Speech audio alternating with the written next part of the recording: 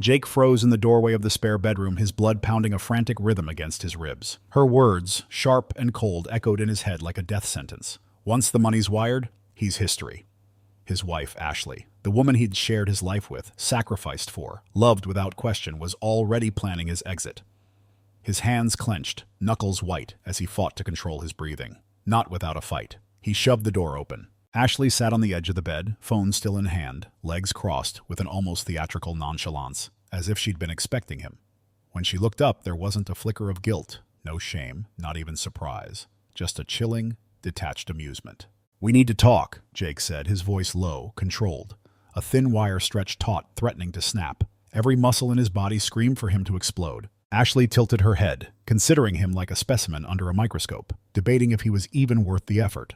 Then that smirk. The one that always meant she thought she was 3 steps ahead, that she'd already won. "Oh, Jake," she sighed, shaking her head with a pitying look that cut deeper than anger.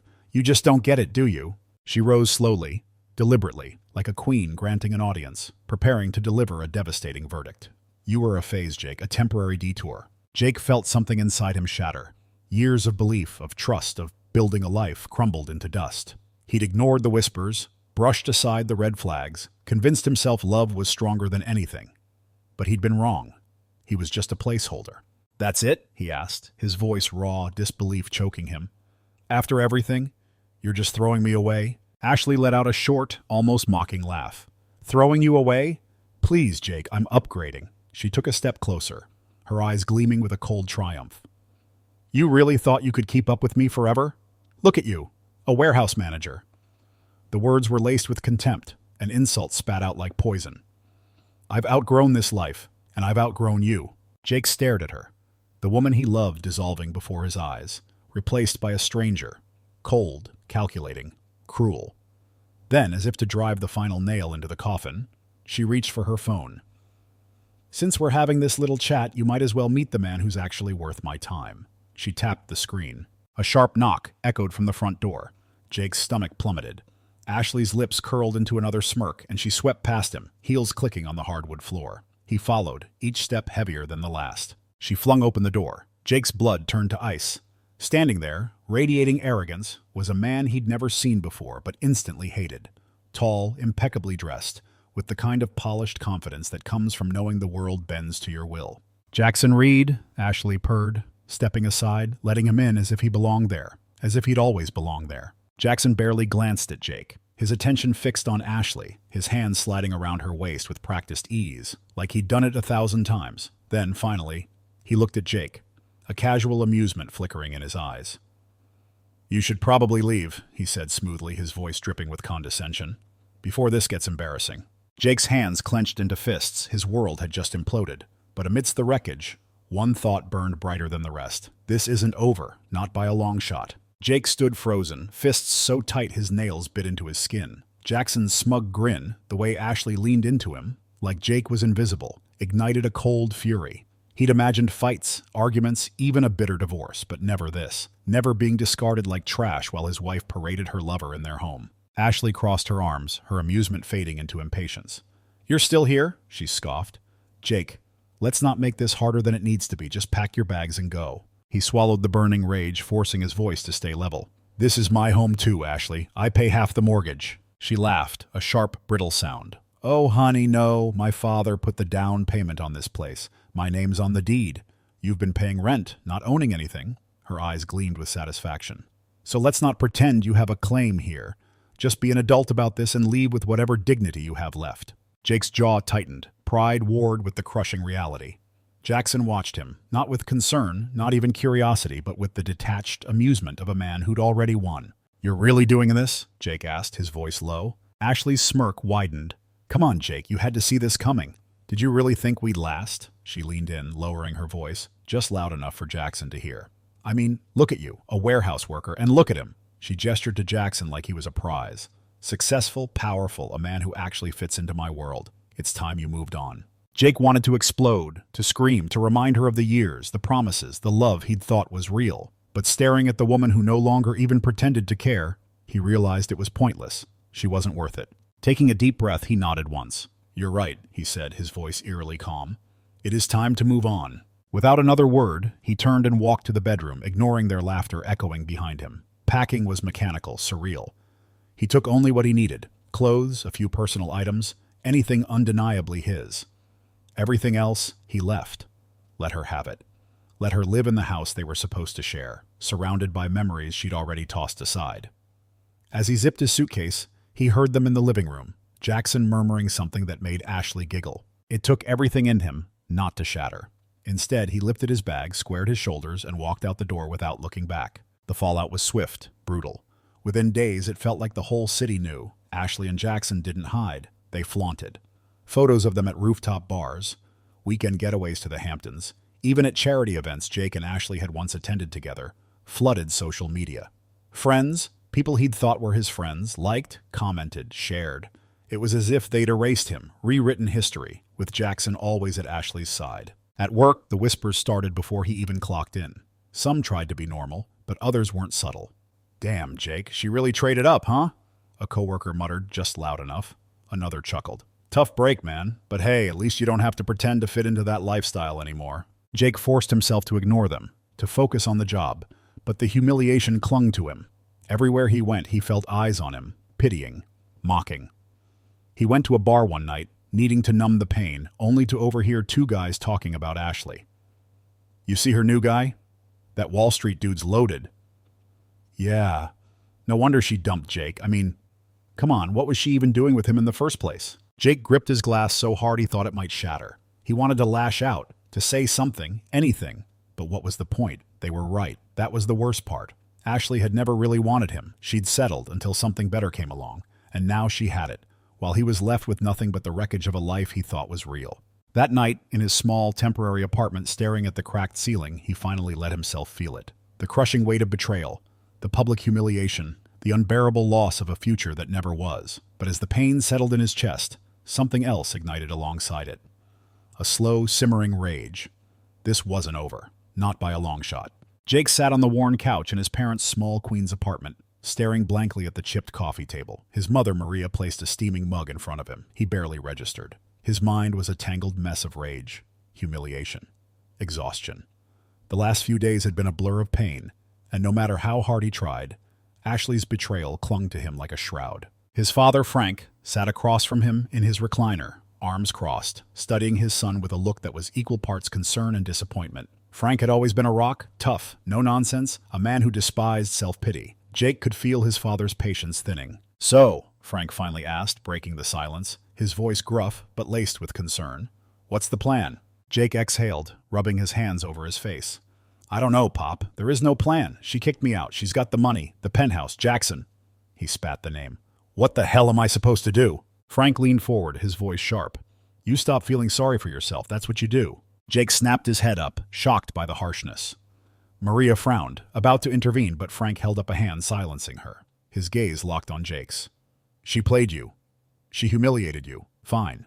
But are you just going to roll over and let her get away with it? Let that Wall Street jerk strut around like he won?" Jake clenched his jaw. "I don't have a choice, Pop. It's not like I can take anything from her. The prenup, Frank interrupted, pointing a thick finger, is exactly why you do have a choice." Jake frowned. "What are you talking about?" His father grabbed a worn folder from the side table, tossing it onto the coffee table with a thud. "Your mother and I went digging. You signed that thing without even reading it, didn't you?" Jake hesitated, shame burning his face. "I thought it didn't matter. I wasn't marrying her for money." Frank scoffed. "Yeah, well, maybe you should have married her for a damn good lawyer instead."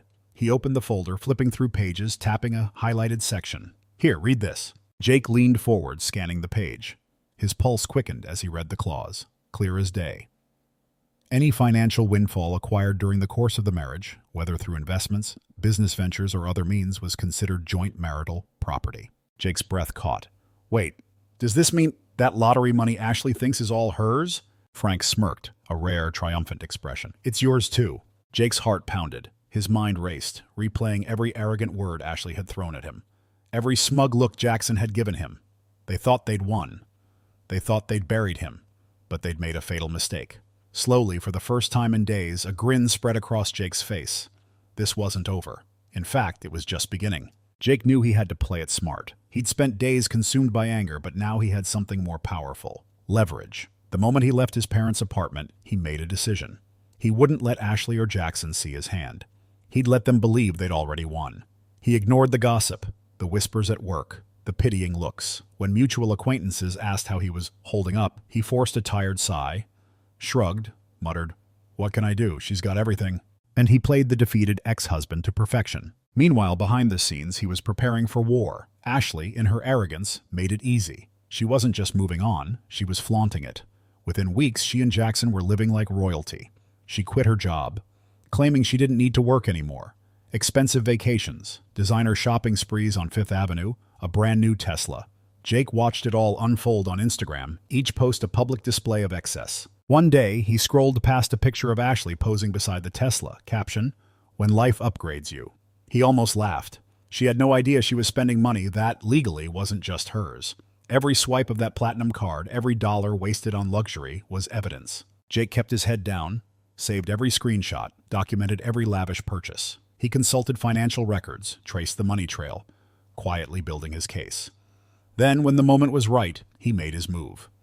He walked into the sleek, midtown office of Sarah Jenkins, one of the city's top divorce attorneys. Jenkins was a shark, known for dismantling arrogant people who thought they were untouchable. Jake laid it all out: the prenup, the lottery win, Ashley's reckless spending. Jenkins's eyes gleamed with interest as she flipped through the documents. "They really thought they could cut you out completely?" she muttered, shaking her head.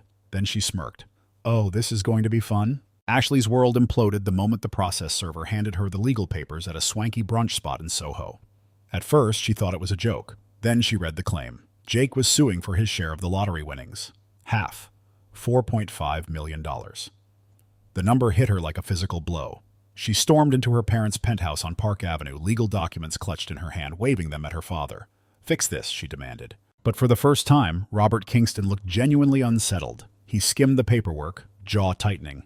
"How the hell did we miss this?" he muttered.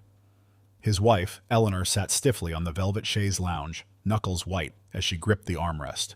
"We need to make this go away," she said through clenched teeth. Ashley called Jake that night, fury radiating through the phone line. "You really think you're getting my money?" she hissed. Jake chuckled, a low, satisfied sound. "Funny, Ashley. Last I checked, it's our money."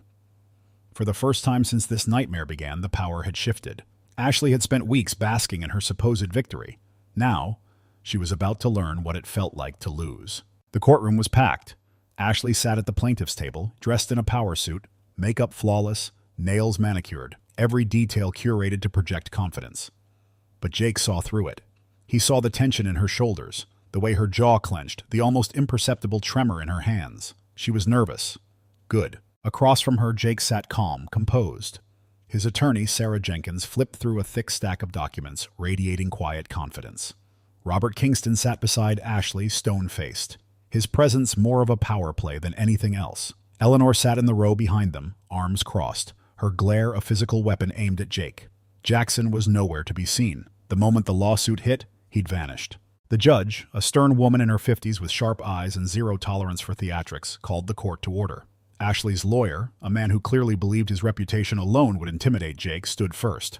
"Your Honor, the lottery winnings were acquired using Miss Kingston's personal funds, and as such, should remain her sole property." Jenkins leaned back, looking bored. "Personal funds?" she repeated, raising an eyebrow. "Interesting claim, considering we have bank statements showing the ticket was purchased with a credit card linked to their joint account." She flipped a page, holding up the evidence.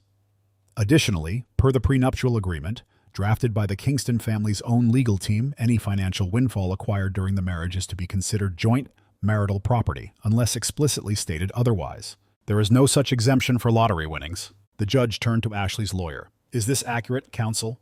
The man hesitated. "Your Honor, the intent of the prenup was to protect Miss Kingston's pre-existing wealth." "Intent is irrelevant," Jenkins cut in smoothly. "What matters is the language in the contract, which was written by their legal team and signed by both parties." She slid a copy of the prenup across the table to the judge, highlighting the key section. It clearly states that any financial windfall during the course of the marriage, including, but not limited to investments, business profits, and game show or lottery winnings, shall be considered joint marital property. Ashley's face drained of color. Her father stiffened beside her, hands clenched. The judge read the clause aloud, her voice firm. "Counselor, this language is quite clear. Are you disputing the validity of your own client's contract?" Ashley's lawyer stammered, flipping through papers as if he could magically rewrite the agreement. Your Honor, if I may, there is precedent for cases where intent was considered. The judge held up a hand, cutting him off. I don't deal in intent, counselor. I deal in facts, and the fact is your client's prenup explicitly states that this lottery win falls under joint assets. She turned to Ashley, who sat frozen, mouth slightly open, her carefully constructed mask cracking. Miss Kingston, did you sign this agreement voluntarily? Ashley swallowed hard. Yes, Your Honor, she whispered. Then I see no reason to dispute its validity, the judge declared, leaning back. She looked at Jake. Mr. Carter, you are seeking an equitable division of the lottery winnings? Jake nodded. Yes, Your Honor. Ashley's lawyer cleared his throat, his voice losing its earlier arrogance, now laced with desperation. If I may, Your Honor, we'd be open to a settlement that is fair to both parties. Jenkins smirked. Oh, we're quite confident the court's ruling will be fair, counselor. The judge exhaled, tapping her gavel lightly. In accordance with the terms outlined in the prenuptial agreement, I rule that the lottery winnings are to be classified as joint marital property. Mr. Carter is entitled to a 50% share of the total sum. Ashley flinched, as if physically struck. Her grip on the table tightened, her breathing shallow. No, she whispered, shaking her head. The judge continued, her tone firm. Additionally, given that Mr. Carter was forced to vacate the marital home under circumstances that suggest coercion, I am ordering full reimbursement of any mortgage contributions he made during the marriage. Robert Kingston shot to his feet. Your Honor, this is outrageous. My daughter... The judge gave him a cold stare. Sit down, Mr. Kingston. Your daughter should have read the agreement more carefully. He clenched his jaw but sank back into his chair, face red with fury. Ashley's nails dug into her palms, her body trembling as she fought for control. She'd walked into this courtroom believing she was untouchable, that her father's influence, her wealth, her carefully crafted narrative would protect her. Now, she was watching everything she'd taken for granted crumble. Jake sat back, heart pounding, but face impassive. He'd won. And the best part? Ashley had done it to herself. The very document her father had forced him to sign, meant to ensure he left with nothing, had become his weapon. As the judge finalized the ruling, banging the gavel, Ashley turned to Jake, eyes filled with pure venom. You think this makes you a man? She hissed. Jake smiled, slow and satisfied. I don't think, Ashley, I know. She opened her mouth, but no words came. She was trapped, defeated, in a way she'd never imagined. The moment court adjourned, Eleanor stormed out, refusing to look at anyone. Robert lingered just long enough to shoot Jake a glare filled with a hatred that promised he'd never forget this loss. But Jake didn't care. He'd spent years being dismissed, underestimated, treated like an inconvenience. And now, watching Ashley, stunned and humiliated, he felt something he hadn't felt in a long time: vindication. As he walked out of the courtroom, the weight of the past lifted. He'd been thrown away, humiliated, left for dead. But in the end, Ashley had destroyed herself. And that was a victory worth more than any amount of money. Ashley sat in the back of her father's town car, staring blankly as the city lights blurred. The courtroom, the judge's voice, half, echoed in her head. A death knell. Half. Jake had taken half. Her hands clenched, nails digging into her palms. This wasn't supposed to happen. She'd played it perfectly, secured her future, planned to leave Jake in the dust. Yet here she was, stripped of millions, returning to her parents' gilded cage like a punished child. Back at the penthouse, she stormed inside, ignoring her mother's icy glare, her father's barely contained fury. She needed a drink, something strong, but as she reached for the crystal decanter, her phone buzzed. Jackson, finally. Relief flooded her. He'd reassure her they'd figure it out. Hey, baby. She forced a smile into her voice, but his voice was cold, detached. Yeah, so listen, Ashley, we need to talk. Her stomach plummeted. Okay, she said slowly, trying to stay calm. Talk to me. Silence. Then the words that shattered everything. I'm out, Ashley. She blinked. What? Jackson sighed. Like this was tedious. Look, let's not drag this out. You were fun, but let's be honest, we both knew what this was. And now you're a liability. A liability, she repeated, disbelief sharp. Are you serious? Come on, Ash, his tone condescending. You just lost half the money. Your family's pull didn't do jack in court. Your father's name doesn't scare anyone anymore. And frankly, I'm not interested in dealing with the mess you made. Ashley's throat tightened. You son of a... Relax, he interrupted, bored. It's not personal. It's just... Well, I prefer winners. Ashley gripped the phone, knuckles white. You used me, she hissed. Jackson chuckled. And you didn't use me? His voice dripped with amusement. Come on, babe. We both knew you weren't in it for love. It was money, power, status. You wanted an upgrade, remember? He let the words hang, twisting the knife. Well, now I'm upgrading too. And the line went dead. Ashley stood there, the silence of the penthouse pressing down. Humiliation washed over her. Cold, bitter, She'd thrown away her marriage, betrayed the one person who'd ever truly cared, clawed her way to what she thought was a better future. And in the end, she had nothing. No Jake, no Jackson, no control. Just a shattered reputation. And the crushing reality that she'd lost everything. Jake had never felt lighter. He walked out of the bank, his account reflecting the first installment of his settlement. More money than he'd ever dreamed of. He could have been bitter, gloated over Ashley's downfall, but he was done with her. He'd won. That was enough. First, he drove straight to Queens. His father opened the door, raising an eyebrow at Jake's grin. "Come on, Pop," Jake said, clapping him on the shoulder. "But we're getting you a new truck." Frank chuckled, shaking his head. "We don't need—" "I know," Jake interrupted. "But you've spent your life taking care of me. Let me take care of you now." Maria teared up, hugging him tight. "We're just happy to see you back, Jake." Over the next weeks, he rebuilt. He invested wisely, something he'd never considered before. He took that trip to Hawaii he'd always dreamed of, feeling the sand between his toes, knowing he'd earned this peace. He wasn't just surviving, he was thriving. One evening at a small West Village cafe, a familiar voice broke through the chatter. "Jake?" He turned, surprised to see an old friend, someone he'd lost touch with during his marriage. "Wow," his friend laughed, shaking his hand. "Man, I heard about everything. Ashley, the lawsuit, hell of a story." Jake chuckled. "Yeah, it's been a ride." His friend studied him. "You look good, Jake. Better than I've seen you in years." Jake thought about it. The weight lifted, the clarity he'd gained. He smiled. "Yeah," he said simply. "I feel good." Ashley had tried to destroy him, thought she was untouchable. But in the end, she was the one in ruins. And Jake?